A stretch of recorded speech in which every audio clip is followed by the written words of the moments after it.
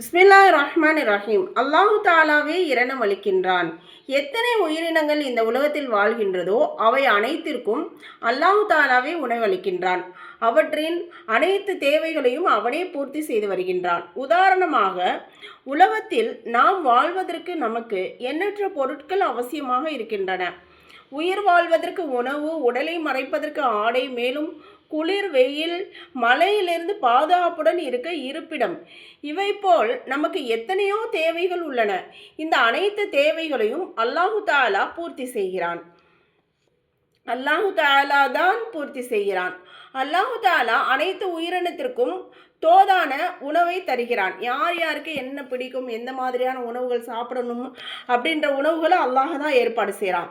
ஆடு, மாடு, எருமை முதலியவற்றுக்கு புல், வைக்கோல் தருகின்றான். சிங்கம் போன்ற கோரை பல் விலங்குகளுக்கு பசுமையான இறைச்சியை தருகின்றான். பறவைகளின் குஞ்சுகளுக்கு அதனுடைய கூடுகளிலேயும், கடலில் இருக்கும் மீன்களுக்கு தண்ணீரிலேயும் அதற்கு தோதான உணவை தருகின்றான்.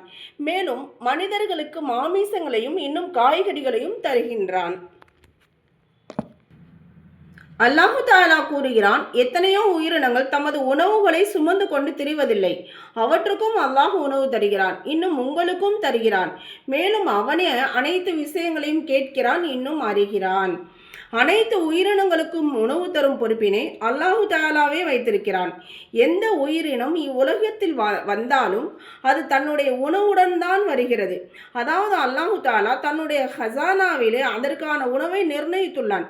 பிறகு எதுவரை அல்லாஹு தாலா உயிர் வாழ வைத்துள்ளானோ அதுவரை அதற்கு உணவு தந்து கொண்டே இருக்கிறான்.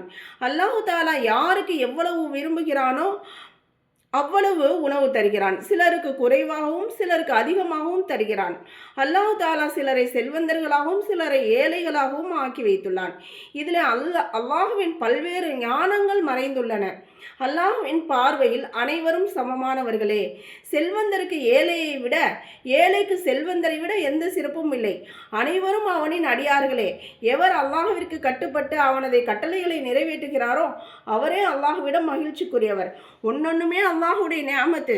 எல்லாத்துக்குமே செல்வங்கள் அதிகமாக கொடுத்துருந்தாலும் அதற்கும் கேள்வி எனக்கு இருக்கும், மறுமை நாளில் எப்படி சம்பாரிச்ச, எப்படி செலவு பண்ண அப்படின்னு சொல்லிட்டு.